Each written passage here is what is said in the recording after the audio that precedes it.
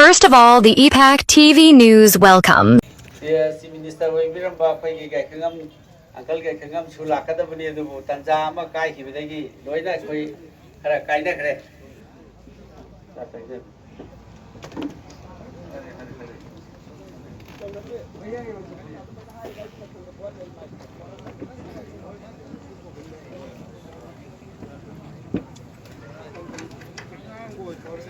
इंगाक्सी फजना लेरकता बदेगी भारत की ऐकोई की लॉ ऐकोई की संविधान ऐकोई की कॉन्स्टिट्यूशन मसी फजना गागलकता बना मरम ओइरकांदा ऐकोई प्रजा पुनमक्से हौजिक यामना वाबा फिबमदा लेरे मसीना मरम ओइरकांदा ऐकोई की संविधान बु सेंबिरिबा जाय भीम डॉक्टर भीमराव अंबेडकर मासी संविधान बु अखोई पुथोपीबा अदगी अरिगुबा लमयानबा the founding father of our constitution अदगी लेबाग असिदा शांति अमसुंग नॉन वायलेंस ना अखोई लेबाग सी फजना नुसी चानना सेंबई रखिबा महात्मा गांधी असिगुबा अखोई लुचिंगबा सिंगदा करेम कथाइनबा इंसल्टिंग तौबा अदिगुबा वाफम तपना तपना लाकपा थोइदो हेंदोकना महात्मा गांधी हाटपा नथुराम गोसेबुना हेना वांगना थांगलकपा अदुगुबा बीजेपी की लेंगाक असिना मसिदी संविधान से अमदी तोंगान तोंगान भारत की इंस्टीट्यूशन लेरिबा मयाम सिंग से संविधान चलक्तदना मसिदी अखोई तपना तपना अखोई प्रजा की एंटी पीपल ओइबा पॉलिसी मयाम अमा बीजेपी की लेंगाक असिना हौदोरकपसिदा मसिदी नहारोल सिंग थबक फंगदबगी चांग हेंगले टैक्स लौखलपगी चांग हेंगले लमदमसिगी प्रजा सिंदगी लौखलइबा टैक्स में मखन मखन की जीएसटी मखन मखन की लौखलइबा टैक्स मयाम सिंगसिना टैक्स पीबगी अवाब ओइरे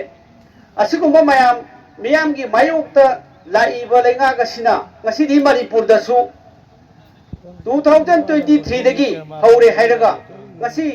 लमदमसिदा लेरिबा प्रजा सिंगी पुंसी नेना तादबा अदिगुंबा पीपल अखोई की मेजोरिटी होइबा पीपल सिंगी मिहुत सिंगना लेंगा सेमलिबा मी हुंफुदा यांखैगा मंगा एमएलए लेबा अदिगुंबा बीजेपी की लेंगा गसिना ngasiदी चलाइबा ngamdadana मियाम प्रजा कया वहल्ले हाइरगा ngasiदी प्रेसिडेंट रूल थमजलैबा सिसु मखोई की खुजिल थौरांगनी कयाम कुइना प्रेसिडेंट रूल थमगा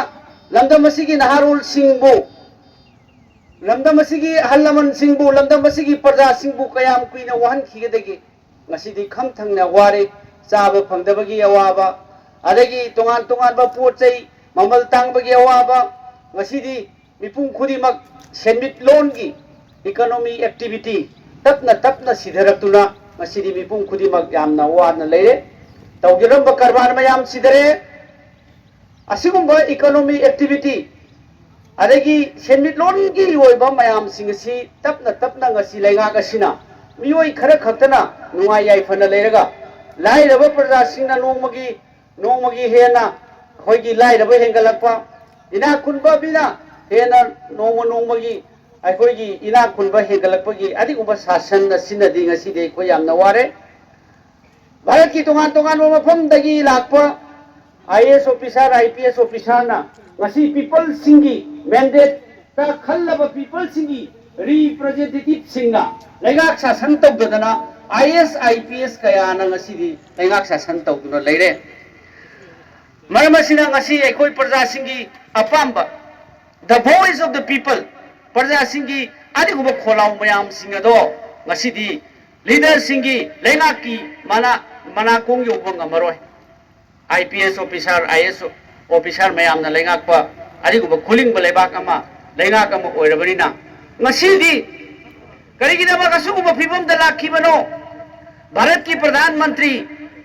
भारत की यूनियन होम मिनिस्टर मणिपुर की चीफ मिनिस्टर ओइरंबा मखोई अहुमगी लिसिंग मखादा ngasi मणिपुर से मियोई कया सीखरे मियोई कया की युम कई उट ओंदुना माहनखरे मसीमक अखोई की संविधान द पीबा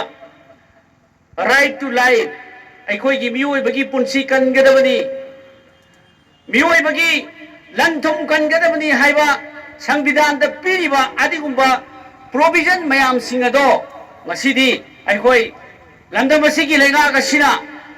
ꯑꯗꯤꯒꯨꯝꯕ ꯂꯩꯉꯥꯛ ꯑꯁꯤꯅ ꯃꯤꯑꯣꯏ ꯄ꯭ꯔꯖꯥ ꯄꯨꯝꯅꯃꯛꯀꯤ ꯂꯥꯏꯐ ꯀꯟꯕ ꯉꯝꯗꯗꯅ ꯉꯁꯤꯗꯤ ꯑꯋꯥꯕ ꯐꯤꯕꯝꯗ ꯇꯥꯔꯦ ꯉꯁꯤꯗꯤ ꯌꯦꯡꯉꯨꯕꯗ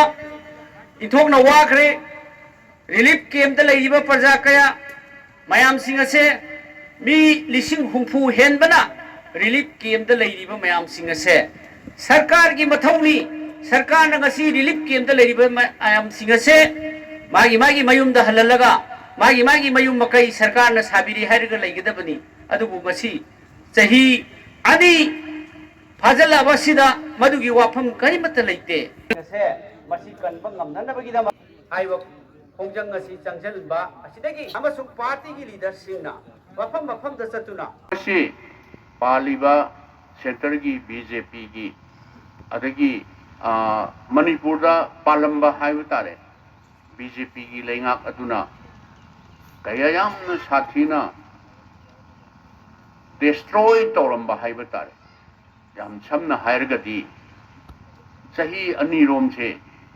करी येंगगा लेइनो सेंटर की नरेंद्र मोदी अमित शाह मतमदुर पालंबा बीजेपी की गवर्नमेंट ना है लेरिबा प्रजा सिंसी नोय अंगम बहानरो न थादुइब्रा angam bahanaro angam set sanaro na sidi karamba leipak amata sukeno tokite akoi yamna sathire haiba prime minister gi state gujarat ta godra gi thodok hairibne lising hena hindu muslim hatna gibne